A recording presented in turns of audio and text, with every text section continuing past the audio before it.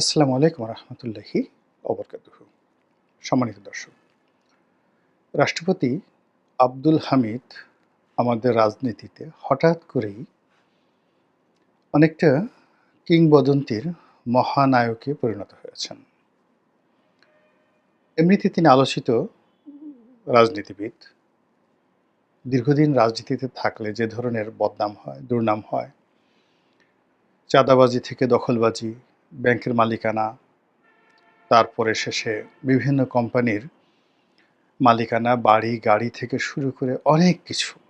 ৭ বার ৮ বার যদি কেউ সংসদ সদস্য হয়, রাষ্ট্রপতি হয়, তো তার তো গুলশান বনানীতে ৪-৫ টা বাড়ি থাকবে, বড়, বড় প্রতিষ্ঠান থাকবে, আরো অনেক কিছু থাকবে।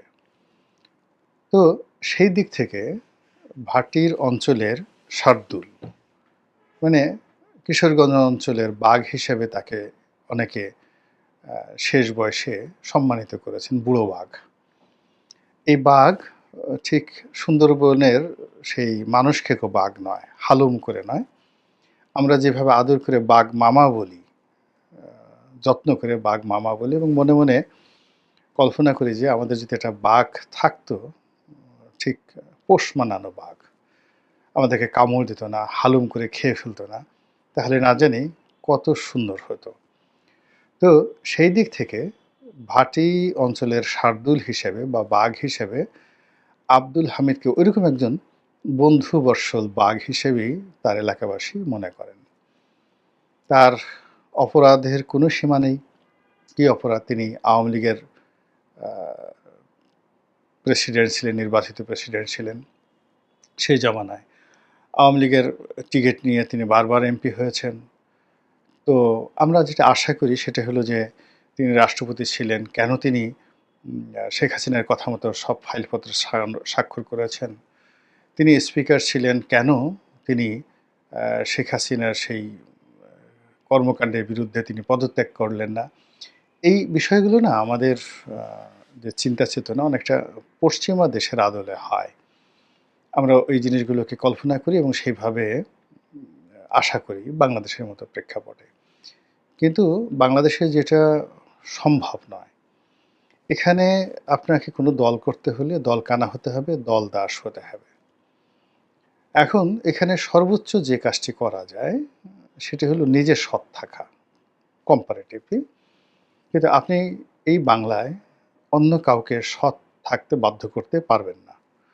স্বয়ং প্রধানমন্ত্রী চেষ্টা করলেও পারবেন না। তিনি নিজে সৎ থাকতে পারবেন, কিন্তু পুরো সিস্টেমটা এমন অবস্থা হয়ে গেছে বাংলাদেশের যে এখানে একেবারে গণভবনের একজন গার্ড কিংবা সচিবালয়ের একজন ঝাড়ুদার কিংবা ধরুন সুপ্রিম কোর্টের একজন পেশকার, আপনি এই পদ পদবীগুলোকে কি মনে করেন?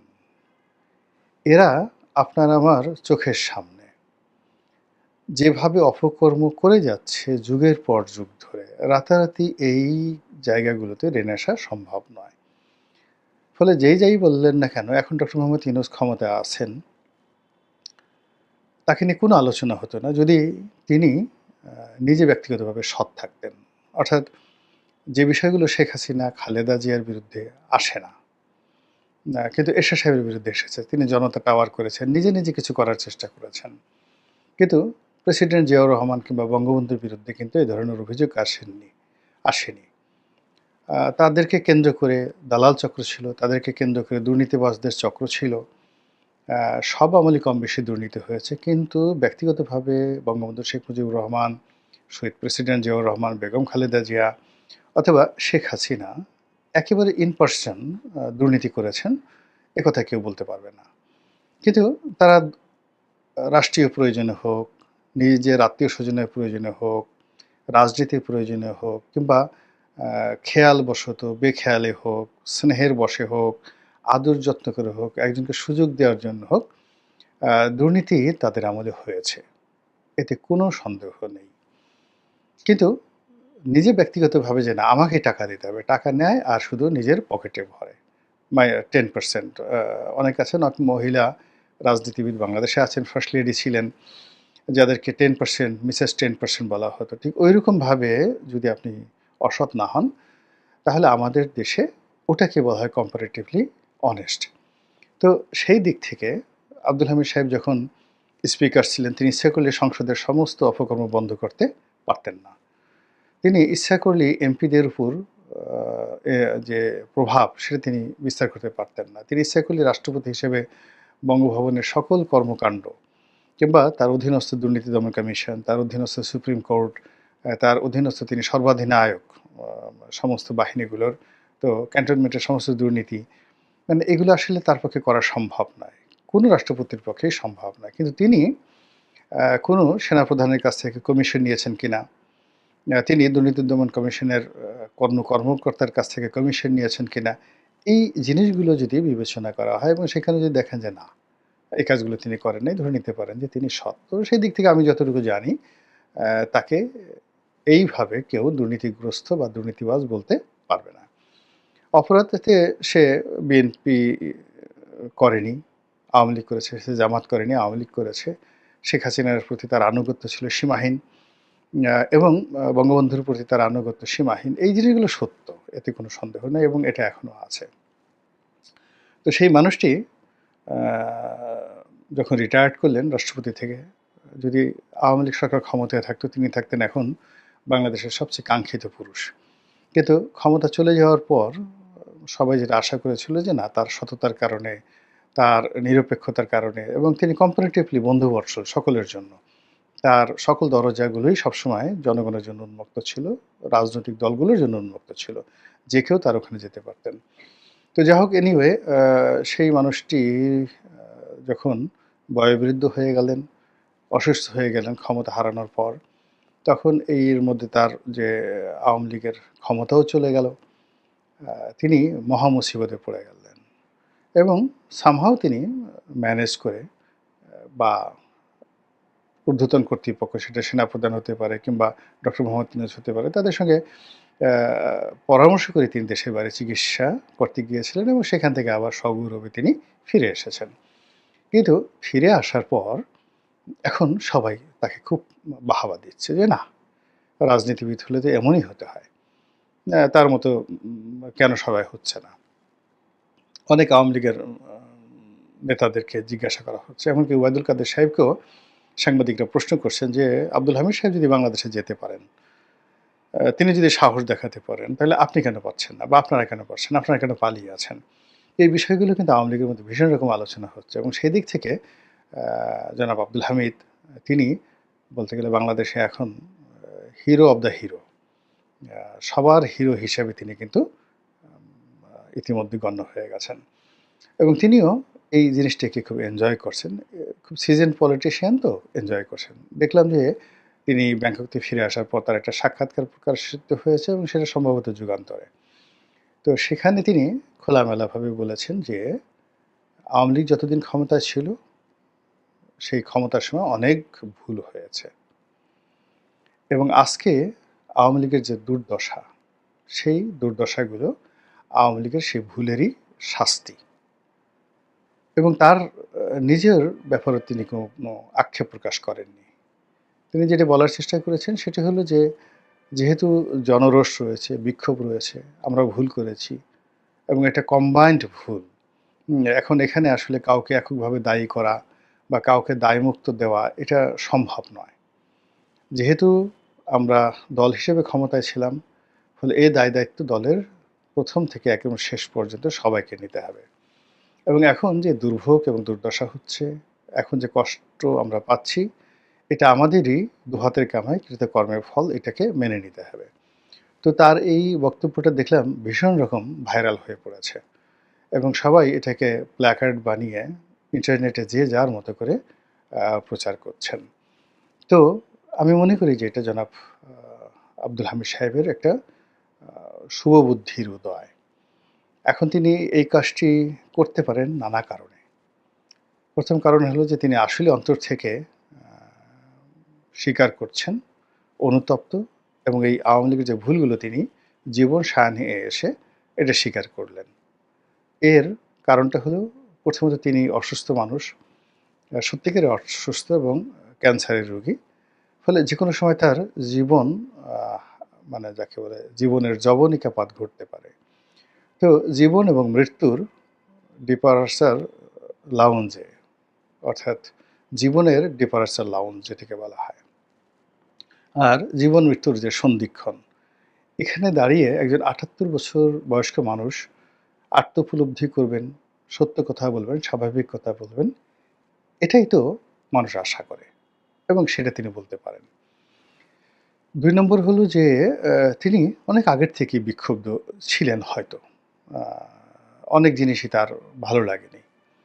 উনি যখন স্পিকার ছিলেন, তখন আমার সঙ্গে তার খুব ভালো সম্পর্ক ছিল।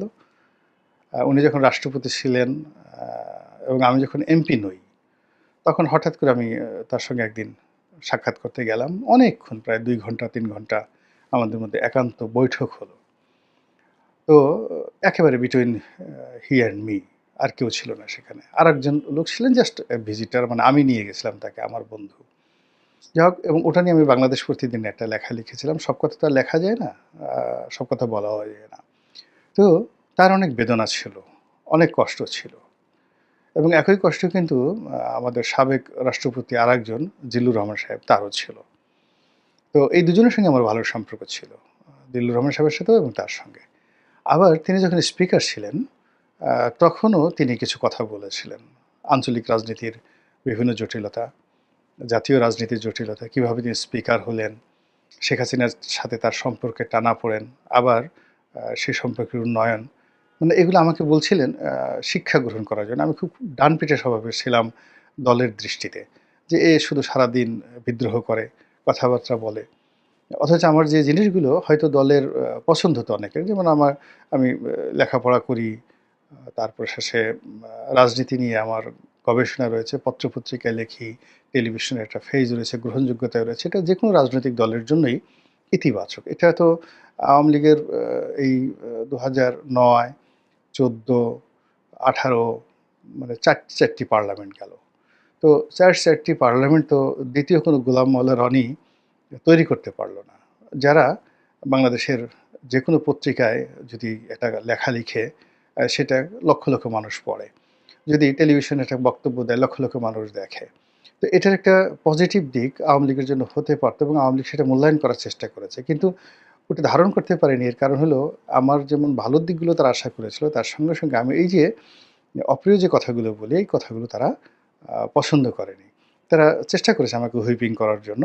তো সেই অর্থে অনেকটা মুরুব্বির মতোই উনার সঙ্গে আমার ২ বার দেখা হলো, এবং সেই ২ বার একবার উনার চেম্বারে অনেকক্ষণ কথাবার্তা হয়েছে, উনি যখন স্পিকার ছিলেন আর রাষ্ট্রপতি হিসেবে একান্ত। আর এমনি তো পার্লামেন্টে অহরহ আমাদের আ যোগাযোগ থাকতই।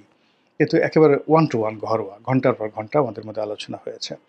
তো সেই সময়টাতে তিনি অনেকটা মুরুব্বির মতো আমাকে বোঝানোর চেষ্টা করেছেন যে, রাজনীতি সহজ বিষয় না, জটিল বিষয়। এখানে অনেক কিছু থাকে, যেটার সঙ্গে আপনি এগ্রিও করবেন না, ডিসএগ্রিও করবেন না। কিন্তু আপনাকে এই বিষয়গুলো মাথায় রাখতে হবে।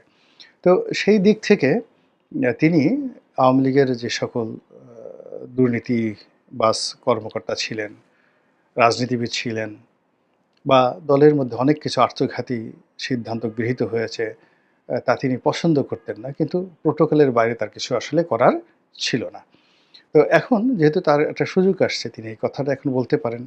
থার্ডলি হলো, আ রাজনীতিতে এই যে তিনি যে একটা ভালো অবস্থানে পৌঁছে গেছেন, তো সেই সময়টাতে রাজনীতিবিদদের একটা ব্যাপার হলো যে যতক্ষণ তার দেহে প্রাণ আছে, ততক্ষণ পর্যন্ত তার কাছে রাজনীতির একটা আকাঙ্ক্ষা থাকে, উচ্চাশা থাকে।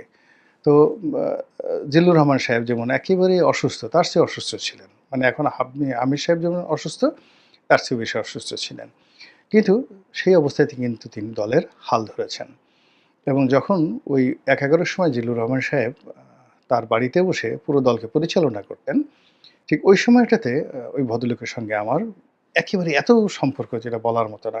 এবং 111 এ খুব অল্প মানুষ ছিলেন আ জিল্লুর রহমান সাহেবের সাথে, এবং আওয়ামী লীগের যারা মধুমাছি তারা তো সব পালিয়েছিলেন। খুব অল্প মানুষ ছিলেন যারা টাকা-পয়সার ধনী আছে, যারা প্রকাশ্যে ঘোরাফেরা করতে পারত। এবং তাদের মধ্যে আমি অবশ্যই একজন ছিলাম। এবং আমি তখন ২ পয়সা আওয়ামী লীগের জন্য সাহায্য করতে পারলে ওটা আমারও ভালো লাগতো, আর আওয়ামী লীগের জন্য এটা প্রয়োজন ছিল ওই সময়টাতে। এর কারণ হলো 111 এর সময় আওয়ামী লীগের একেবারে ৳৫,০০০ দেওয়ার মতো লোক তেমন ছিল না ১-১১ র সময়। এটা হলো বাস্তবতা। আমি নিজে দেখেছি। তো যাই হোক, তখন ওখানেও আমি অনেক কিছু দেখেছি জিল্লুর রহমান সাহেবের বাসাটাতে। তো সেই দিক থেকে আওয়ামী লীগের এই যে ক্রাইসিস, আওয়ামী লীগের তো ক্রাইসিস 1958 এর পরে পুরো 10 বছর ক্রাইসিস ছিল। ওই সময়টাতে আমিনুর রহমান দলকে রক্ষা করেছেন। এরপরে ৭৫ এর পরে আওয়ামী লীগের অনেকগুলো সমস্যা গেছে। ওই সময়টাতে দলে অন্তত ১ ডজন নেতা এবং নেত্রী দলকে মোটামুটি সেই ৮৬ সন পর্যন্ত শেখ হাসিনা যতদিন পর্যন্ত মানে যাকে বলে একটা ফরমেশন চলে আসছেন তার আগ পর্যন্ত প্রাণান্ত সহযোগিতা করেছে। আবার ১/১১ সময় আরেকবার বিপদ আসলো। তখন জিল্লুর রহমান সাহেব থেকে শুরু করে সবাই সহযোগিতা করেছেন। আবার এখন এই যে দল বিপদে পড়েছে। তো এই যে বর্তমান যে বিপদ, আমি মনে করি অতীতের আওয়ামী লীগের যে বিপদ তাদের সেই বিপদের তুলনায় অনেক, অনেক কম বিপদ। এর কারণ হলো অতীতে তাদের টাকা ছিল না, তাদের বুদ্ধি ছিল না, ম্যান পাওয়ার ছিল না, ইন্টারন্যাশনাল কানেক্টিভিটি ছিল না। কিন্তু এখন তাদের সবকিছু আছে। তো কাজেই আওয়ামী লীগের যারা প্রতিপক্ষ তারা যতই বগল বাজাক না কেন, আওয়ামী লীগ তাদের যে বিপদ 1954 এ হয়েছিল, তাদের যে বিপদ ৫৮ সনে হয়েছিল, ৬২ তে হয়েছিল, ৬৯ এ হয়েছিল, ৭০ এ হয়েছিল, ৭১ এ হয়েছিল, ৭৫ এ হয়েছিল, ৮৬ সনে হয়েছিল, ৮৮ সনে হয়েছিল। তারপরে শেষে ৯১ সনে হয়েছিল। তারপরে তাদের ২০০১ সনে বিপদ হয়েছিল। ২০০১ সনের পর ২০০৭ সনে তাদের বিপদ হয়েছিল। ৬, ৭, ৮, ৯ পুরো সময়টাতেই তাদের বিপদ হয়েছিল। সেই বিপদের তুলনায় এখনকার বিপদ বিশ্বাস করেন মানে একেবারে ছোট, খুবই ছোট। তো সেই ছোট বিপদটা সামাল দেওয়ার জন্য যদি হামিদ সাহেবের কোনো প্ল্যান থাকে বা তাকে যদি কেউ সিলেকশন করে এবং সেই অর্থে জনগণ যেটা আশা করছে আওয়ামী লীগের মুখ থেকে সরি বলা বা আত্ম উপলব্ধি করা, অনুশোচনা করা, তো সেটা যদি হামিদ সাহেবের মুখ দিয়ে বের হয়ে থাকে এবং এটা যদি বের করানো হয়, তাহলে বুঝতে হবে আওয়ামী লীগ সত্যিকার অর্থে পলিটিক্স বুঝে। আল্লাহ আমাদের সবাইকে হেদায়েত দান করুন এবং হেফাজত করুন। আসসালামু আলাইকুম ওয়া রাহমাতুল্লাহি ওয়া বারাকাতুহু।